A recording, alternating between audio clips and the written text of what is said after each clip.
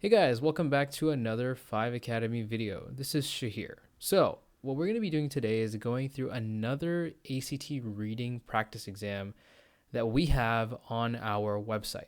So, if you head to the5academy.com, and I have a link down below, you can get access to some practice tests like what I have here. They're totally free. All you have to do is make a free account, and you can take these online, just like what the online format ACT exam is like if you are a student that will be taking the online test. Depending on where you are, if you're international, domestic, you might have access to the online form ACT. So having a practice exam in this format can be helpful. So what I'm going to do is kind of demonstrate how to use some of our core important ACT reading strategies for timing, as well as for skimming and passage glancing, and I'll do my best to show you the annotation as well. So you have an idea of what it looks like and how to implement those strategies on the online format test. We've gone through a lot of videos on the website and on our YouTube channel where we do it on paper, but the intention here is to do it on the online format. So what I'm going to do is I'm going to read through this passage. The goal of our strategy, if you're not familiar, is read the passage within 2 to 3 minutes, skim it, and make sure that you understand the 3 key themes that show up in most of these passages, almost all of them. The 3 themes are relationships, emotions, and events. Now, not every passage is going to have a lot of every single one of those things. Some passages, it'll be all of them. Some of them, you'll only find 1 or 2 of those things, and you'll find them a lot.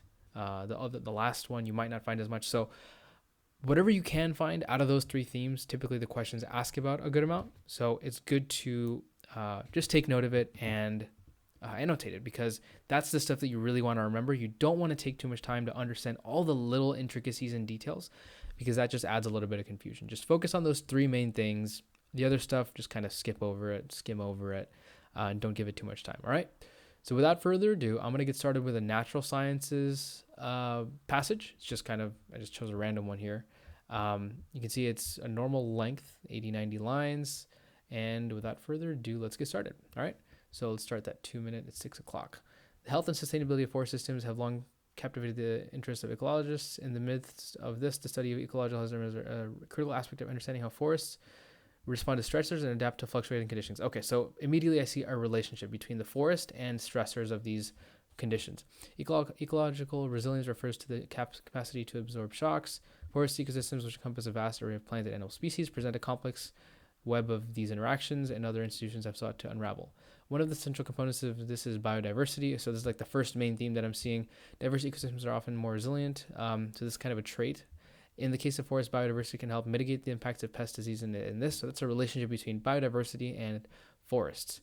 This has direct implications for forest management practices, as sustaining diverse tree species within a forest contribute to its overall resilience. Another factor influencing is the physical structure. There's another trait. The arrangement is adapt to change. A well-structured forest is more resilient because it can better withstand disturbances such as wildfires. Again, this is another relationship between one thing and another, and it's kind of a cause and effect, or one thing leads to another relationship between well structure and resiliency. Forest management strategies have been developed to enhance the resilience. Okay. Climate change is a significant stressor. Another relationship, right? Clearly a relationship between climate change and something else.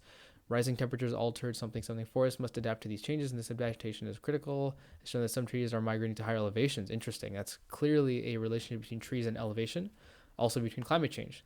While this natural migration is a form of adaptation, human intervention must be necessary to assist the transition.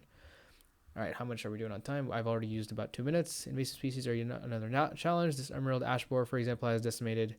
Okay, forest managers are working. So another thing here, right? Just another thing here. Invasive species, talking about invasive species and what they invade. Forest management is a crucial aspect of maintaining this. Wildfires are this. However, the increasing frequency of wildfires due to climate change are a concern. Studying fire behavior and fire-resistant tree species that protect both forests and human communities. Okay, so fire behavior and climate change are being kind of discussed here. So that's kind of the takeaway from that paragraph. In conclusion, the ecological resilience of these things encompasses a lot of things, like the USDA understanding these complexities. More knowledge and effective management practices essential to the things. Okay, so just a bunch of really like high-level details at the end. So yeah, I did this within 3 minutes. Let's go on to the questions. What is the main focus? The ecological resilience? I think so. Effects of invasive species? This is only the focus in one paragraph, and it's good that I took note of that trait of that paragraph, so I'm not going to choose that one. History of forest management practices, it was mentioned, but I don't think it's the focus. Economic aspects, not really. All right, let's move on. What is the ecological resilience as defined in the passage? The ability of a forest to remain static in the face of disturbances. Maybe. I think so. The capacity of a system to adapt and persist in the face of disturbances. The degree to which a forest can withstand climate change. No. The total numbers of species. No. I'm between E and F. So the capacity of a system to adapt and persist. The ability of a forest to remain static in the face of disturbances. Ability capacity of a system. System just in general, I think it's really mostly focused on forests. So I'm gonna limits of changing. Yeah, I like this one because it's more specific to what's actually happening. But I like the second half of this better. Adapt and persist in the face of the disturbances. I think I'm in a situation where I need to choose and move on. So I'm gonna go on. I'll come back to that question if I have time. Why is biodiversity considered a central component of ecological resilience in forest? Ecological resilience in forests. Because it leads to economic benefits? Nope. Because it makes forests nope. Helps mitigate the impacts of various disturbances? Yes. Regulatory? Nope. I don't think any of those other things were mentioned at all. How does the physical structure of a forest influence its resilience to disturbances? It does have an impact. A well-structured forest enhances resilience. The physical structure only affects insect outbreaks. They mentioned structure somewhere. Well-structured forest is more resilient. Okay, moving on. What is the primary structure discussed in the passage for forest ecosystems? Wildfires and biodiversity law and invasive species were both discussed.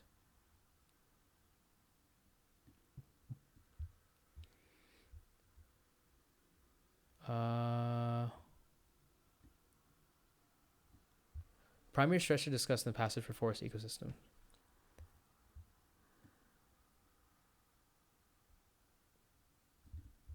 The primary? I don't know if there's a primary.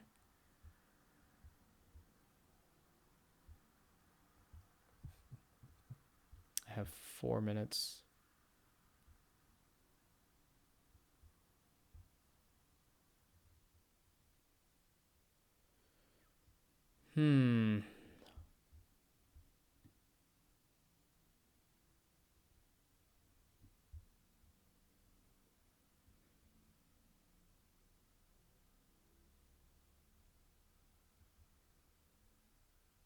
Yeah, I'm kind of between these two. I'm not able to narrow them down here.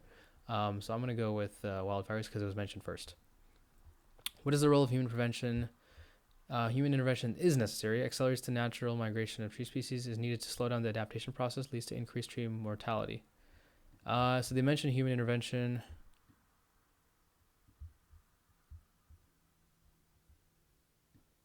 Assist the transition of certain species. Assist the transition.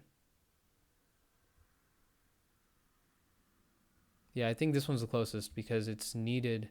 Accelerates the natural migration. Yeah, we'll go with that one for now. What is the significance of invasive species in the context of forest resilience? Invasive species are not beneficial, have no impact. They definitely do have an impact. Disrupt the balance? Yes. Promote biodiversity. Okay, so what is the concern regarding forest fire management? The frequency and severity is increasing, are no longer a natural part. They are definitely a natural part. Are not a concern. They are a concern. The increasing frequency. Oh, sorry, I totally tweaked. Yeah, it's not decreasing. They are increasing. According to the passage, what is the primary goal of scientists and organizations like the USDA Forest Service? To maximize economic benefits? Nope. To maintain the status quo? Nope. To understand and manage yes. Exactly. What is the overall message conveyed by the passage? Forests are facing insurmountable challenges and are doomed? Not really. I think there's some glimmer of hope at the end that we're trying to work on this, right? Nope, that's wrong. Understanding and managing ecological resilience is crucial. Yes. All right, yeah, so I answered all 10 questions. Let's go back and look at the ones that kind of gave me a hard time because it's normal for that to happen. I have 2 minutes. I'm going to do that. Oh, wait. Moving back. Okay. Main focus. I like that.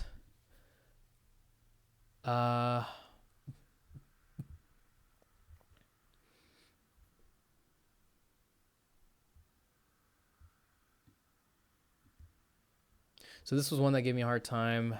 Adapting and persisting versus remaining static in the face of disturbances.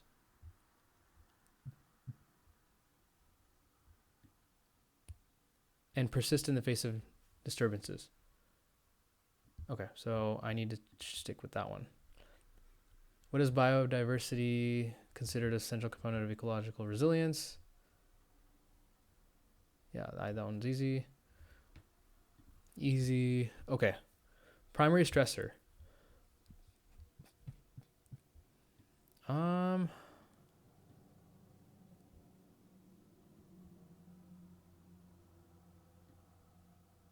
One of the central components is biodiversity.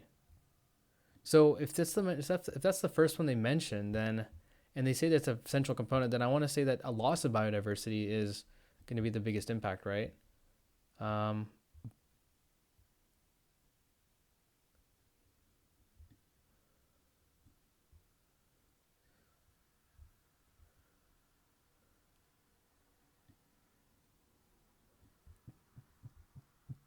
yeah, I'm gonna go with that one because it was mentioned as one of the central components as opposed to another factor or just another significant stressor or just another challenge.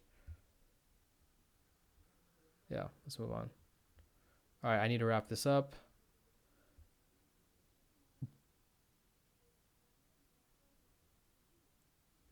Yeah, I think I'm done here. So let's go ahead and submit. Let's see how I did. I got, this one I got wrong. This one I got wrong. So correct answer is F because the passage defines ecological resilience as the capacity of a system to absorb shocks.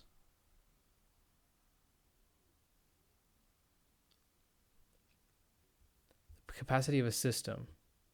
Oh, capacity of a system to. Okay. Yeah, I guess yeah, the capacity of a system part I got wrong. Okay. This definition is given explicitly in the passage, making it the correct choice. The other answer choices do not accurately define. All right, that's fine. Cool. I learned from that one. The correct answer is A because what? The passage mentions that climate change is a significant stressor. Discusses the natural part, but the increasing frequency is due to climate change are concerned. Clearly presented the passage making choice A. The other answer choices do not accurately present the primary stressor discussed. Climate change with rising temperatures and increased wildfire frequency is a significant stressor for forest ecosystems. Okay. Let's go through that climate change paragraph.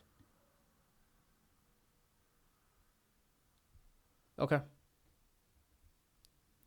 All right. Yeah, I think that wraps it up, guys. So I would highly encourage if you haven't checked this out, you go ahead and take a look at the content that we have here. See if you can get through 4 of these in 35 minutes and do it just like it's an actual test, but you're doing it in the online format. It still is helpful to do this in an online format, even if you're taking the test on paper.